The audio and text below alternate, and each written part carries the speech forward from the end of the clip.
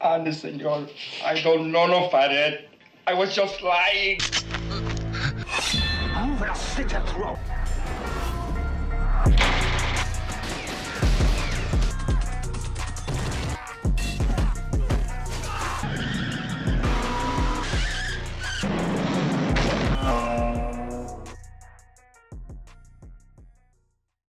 What's up everybody, Prone here, and today I'm talking 90s comic book films. Peekaboo. Yeah. You're all going to die. It's the blind man! And I've got to say that I've had a hell of a lot of fun revisiting these films, some for the first time in decades. In fact, this could actually be my favourite era. The difference between 90s comic book films and modern ones is almost night and day. Not just the technology aspect either, but also the tone and commitment to honouring the source material. I don't know if it's the politics or even the music of the time that they were mirroring, but there's a certain type of grittiness and unpredictability about them that I just really dig. Just a side note, I don't like to repeat films that I've already spoken about on the show, so unfortunately no Rocketeer love today. Anyway, strap in, because here's my top 5 comic book / graphic novel / superhero related films of the 90s. 1994's The Shadow, a superhero movie starring Alec Baldwin. I know, but hear me out. It also stars Penelope Ann Miller, Peter Boyle, Ian McKellen, Tim Curry, and my boy, SAG-winning actor James Hong. It's directed by Aussie Russell Mulcahy, who most of you probably know from Highlander and the underrated Razorback. His films can be hit and miss, but due to his extensive background with music videos, you know that at the very least you're going to get something visually interesting. The strong visual style is ever present with interesting camera movement and lighting choices. They nail all the period stuff with the costume and in particular the production design. The painted backdrops are killer, and coupled with the awesome practical effects, it really adds to that 30s feel. The story's kinda strange and won't be for everyone, but personally, I think the absurdity suits the dark humour and comical but often mean-spirited violence. Darkman. Darkman is a 1990 film directed by one of modern cinema's true treasures, Sam Raimi. And this could possibly be the most Sam Raimi film of all time. 90-minute runtime, cartoonish camera movement, crash zooms, frenetic editing, awesome practicals, breakneck pacing, and all under 90 minutes. Another one that's surprisingly dark and mean-spirited in a comical kind of way. I'd also forgotten just how gross and violent this film is, considering its target audience was probably the tween crowd. This is the case of a comic book movie not being based on an actual comic book. Raimi wanted to direct either a Batman or Shadow film, so when the rights were refused, he made up his own anti-hero character. And to great success, I might add. In terms of the actual look and feel of a comic book / superhero film, he absolutely nails it. The film has such a weird and interesting cast as well.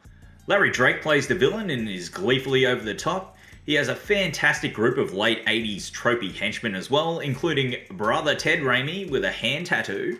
Frances McDormand is really good in an early role, and she does a fairly decent job considering she has to act next to Liam Neeson, who, let's face it, is acting at about a 10 this whole film.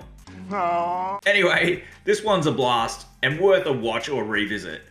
Also, pink elephants!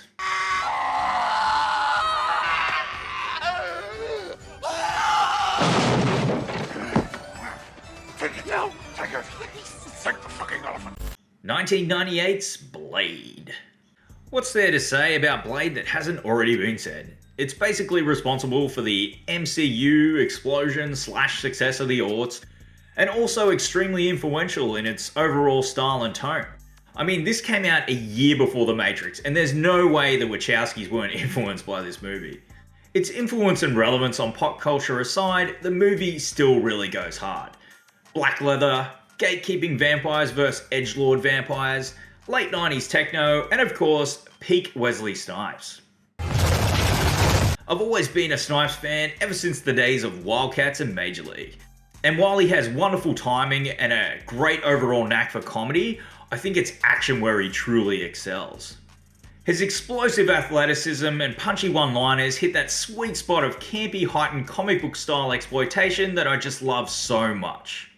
The infusion of CGI with the practical may look a little dated, but it's easy to look past, and it's even charming in a mid to late 90s kind of way. The costume design, production design, and overall look is also something that would influence films in years to come. Ow, you little skis!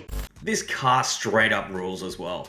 Obviously Snipes is killer, you've got a crotchety ass Chris Christopherson doing his best Nick Nolte impersonation, Dorf playing a wonderful little moody upstart vamp who probably listens to way too much Aphex Twin, and then of course there's Donald Logue.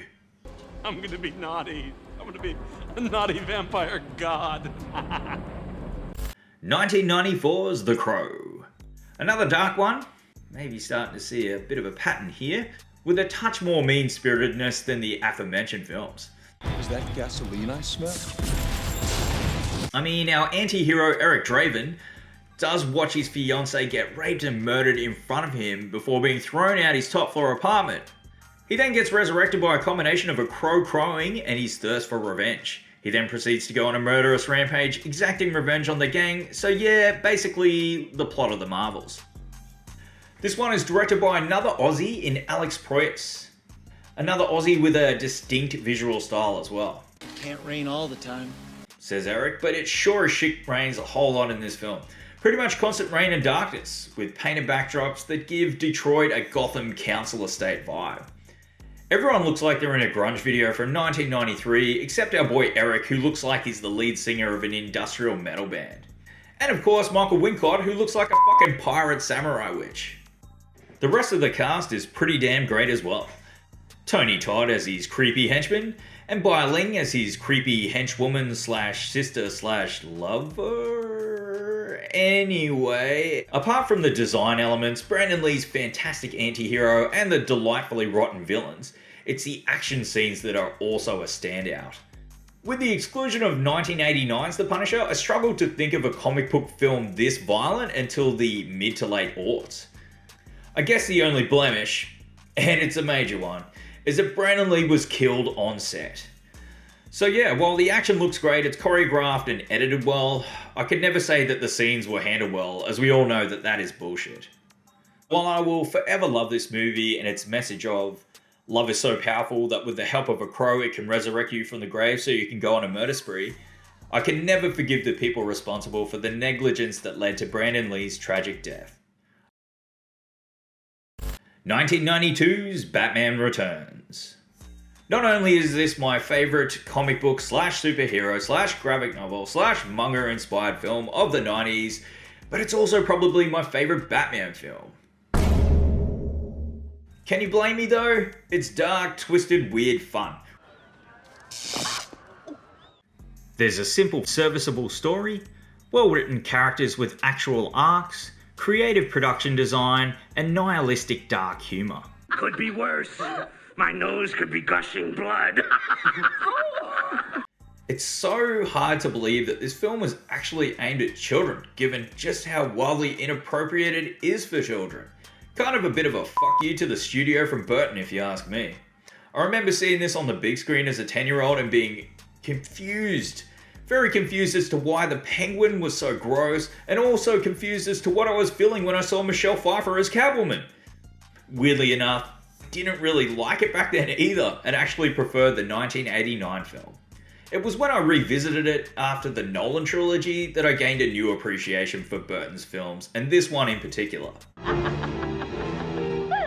A major thing missing from recent Batman outings has been fun. I grew up reading the comic books, watching the cartoons and the OG series, and there was always an element of fun. Now I'm not asking for full-blown camp, but some dark comedy is always welcome.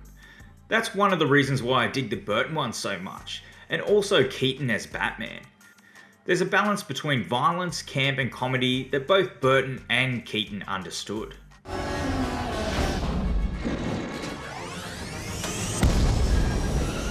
Thanks for watching, please like and subscribe.